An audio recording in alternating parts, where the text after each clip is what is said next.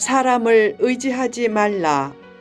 두 번째, 시편 146편 1절에서 10절 말씀. 전편에 이어서 계속됩니다. 2. 범사에 감사하라. 시인은 평생 하나님을 찬양하겠다고 했다.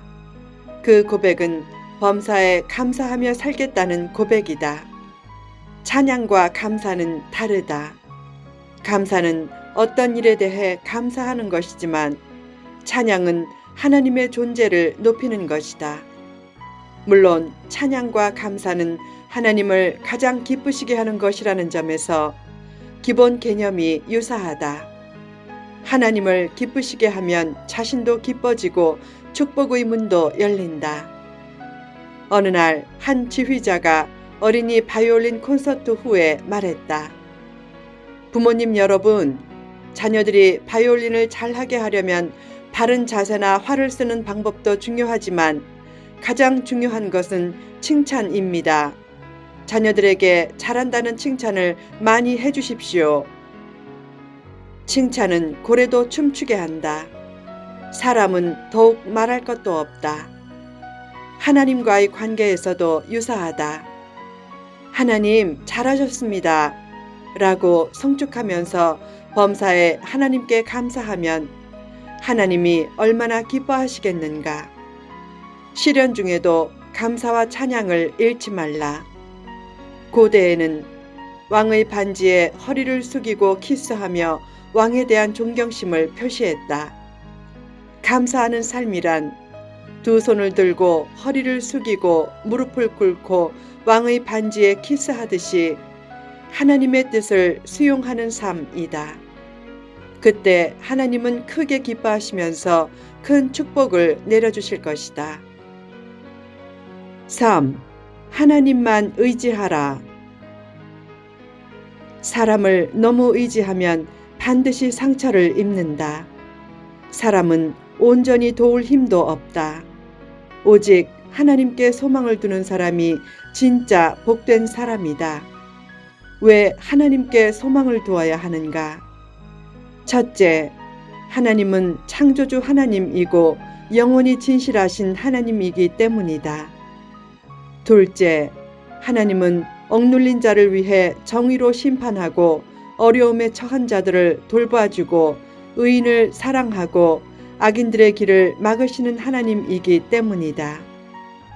셋째, 하나님은 모든 상황을 통치하시는 영원한 하나님이기 때문이다. 그 하나님의 사랑을 생각하면 자연히 소망도 넘치게 된다. 앞날에 대해 너무 걱정하지 말라. 하나님은 성도의 앞길을 자동차의 GPS처럼 인도하실 것이다. 지구 밖의 우주상공에서 수십 개의 인공위성이 돌면서 위치를 탐지해 알려주는 GPS처럼 하나님은 어두운 밤에도 성도의 길을 세세하게 인도하실 것이다. 어떤 길이 막히면 하나님은 늘 더 좋은 길을 열어주신다. 결국 성도의 삶은 지나고 나면 늘 승리의 삶이다. 일본의 다하라 요네코는 18살 때 자살하려고 기차에 뛰어들었다가 두 다리와 한 팔을 잃은 후 하나님을 만났다. 그 후 믿음의 삶이 너무 기뻐서 삶은 황홀하다 라고 고백하며 살았다. 그녀는 힘들 때마다 이렇게 기도했다. 저 같은 인생도 자녀로 삼아주시고 집과 좋은 남편과 자녀도 주셔서 감사합니다. 저의 모든 삶은 하나님의 선물입니다. 때로 힘들어도 저의 섭섭함과 외로움과 약함과 처량함을 다 아시는 하나님만 붙잡고 끝까지 믿음으로 승리하게 하소서. 요즘 사람들은 남들이 알아주지 않는 것을 불안해한다. 불안과 피해의식이 커지면 사람들이 모이기만 해도 뒤에서 자기 얘기를 하는 줄 안다. 얘기도 안 하겠지만 얘기해도 상관없다. 하나님의 사랑받는 자녀가 그런 것에 너무 신경을 쓸 필요가 없다. 현재 모습이 부족해도 하나님의 자녀로서 침착함과 여유를 잃지 말라. 누가 조롱하면 더 즐거워하고 너는 아직 내가 누구인지 잘 몰라서 그래 라는 자신감으로 살라. 내일을 염려하지 말라. 하나님은 가장 적절한 때에 가장 적절하게 나의 필요를 채워주실 것이다.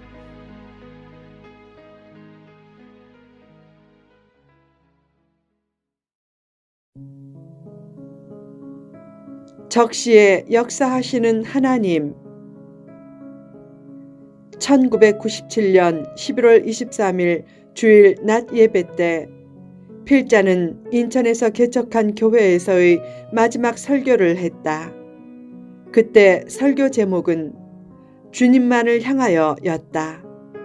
설교 마지막에 이렇게 말했다.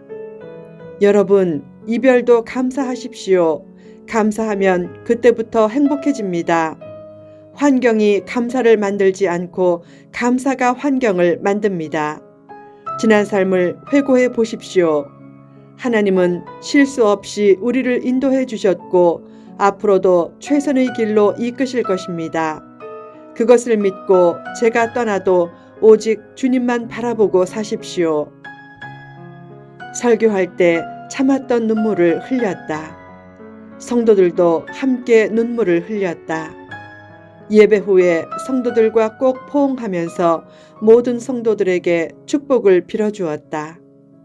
물론 그 전에도 새로 부임할 목회자와 한 달 동안 같이 전 성도를 신방하면서 새로 오실 목사님을 최선을 다해 섬겨드리라고 강조했지만 그날에도 또 새로 부임하는 목회자를 잘 섬겨달라고 마지막 부탁을 했다.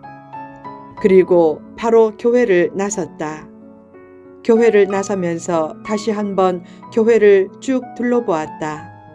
곳곳에 피와 눈물과 땀의 흔적이 배어 있었다. 설악산 신혼여행 비용으로 27만 원을 쓰고 나머지 결혼식 축의금을 비롯한 모든 재원을 인테리어 공사와 교회 물품 마련에 다 쏟아부었기에 어느 것 하나 애정이 가지 않는 것이 없었다. 그런 경우에는 교회나 후임 목회자가 금전적인 사례를 하기도 하지만 필자는 일체의 사례를 거부했다. 그러자 수중에 남은 전 재산은 33만 원밖에 없었다. 그래도 불안한 생각은 들지 않았다. 그 돈으로 신혼여행도 갔듯이 이사도 할 수 있을 것이라고 믿었다. 1997년 11월 26일 수요일 새로운 사역 비전을 품고 분당으로 이사할 때 이사 비용 28만 원을 주기로 계약했다.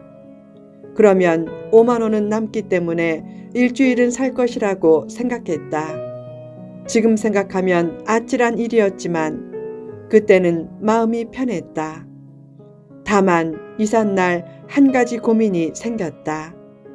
그때 지도 목사로 있던 MBC 신우회 예배가 매주 수요일 12시에 있었는데 예배를 인도하러 여의도로 가면 이사할 때 아내 혼자 수고해야 했기 때문이다. 그보다 꼭 1년 전인 1996년 11월 27일에는 둘째 딸을 수요일 10시 20분에 낳았다. 그때도 둘째 딸 낳는 것을 보자마자 아내를 잠깐 위로하고 예배를 인도하러 갔었다. 그런 전력이 있었기에 이사까지 아내에게 혼자 맡기는 것이 미안했다. 그래도 아내의 양해를 구하고 예배를 인도하러 갔다. 예배 후 식사도 하지 않고 바로 분당으로 가는데 한 여집사가 다가오더니 황급히 필자의 주머니에 흰 봉투를 넣고 순식간에 가버렸다. 분당에 2시쯤 도착했다. 이삿짐을 거의 다 들여놓았는데 마지막에 한 가지 문제가 생겼다. 건물 특성상 장롱을 계단으로 옮기기 힘들어 사다리차를 불러야 하는데 그것 때문에 7만 원이 더 든다는 말에 아내가 장롱을 들여놓지 못하고 있었다. 사정해서 2만 원을 깎고 장롱을 들여놓으면 남은 돈이 전혀 없어서 그날 저녁부터는 내 식구가 바로 굶어야 했다. 그런 아찔하고 비참한 상황을 앞둔 상태에서 필자가 백기사처럼 주머니 안의 봉투를 꺼내 아내에게 주었다. 아내에게 줄 때까지 봉투 안에 무엇이 들어있었는지 보지도 않았었다. 봉투를 열어보니까 그 안에는 당시의 한 달 생활비가 들어있었다. 하나님이 전 과정을 미리 보시고 신비하게 예비한 것이었다. 그때 적재적시에 역사하는 살아계신 하나님으로 인해 너무 행복했고 예배에 목숨을 거는 것이 얼마나 중요한지 체험했다. 그때 하나님의 손길을 느끼며 더욱 용기를 낼 수 있었다. 한 길이 막히면 하나님은 반드시 또 다른 길을 열어주신다. 그 길은 전혀 생각지 못했던 더 좋은 길이다. 그런 은혜가 언제 주어지는가? 하나님의 은혜와 섭리를 믿고 범사에 감사하며 예배에 목숨을 걸 때 주어진다. 앞으로 어떤 힘든 상황에 처해도 그 상황을 인생 역전의 재료로 삼으시는 하나님의 뜻과 섭리를 믿고 감사하라. 그리고 더욱 예배에 목숨을 걸어서 예수 믿고 인물되는 역사의 주인공들이 되라.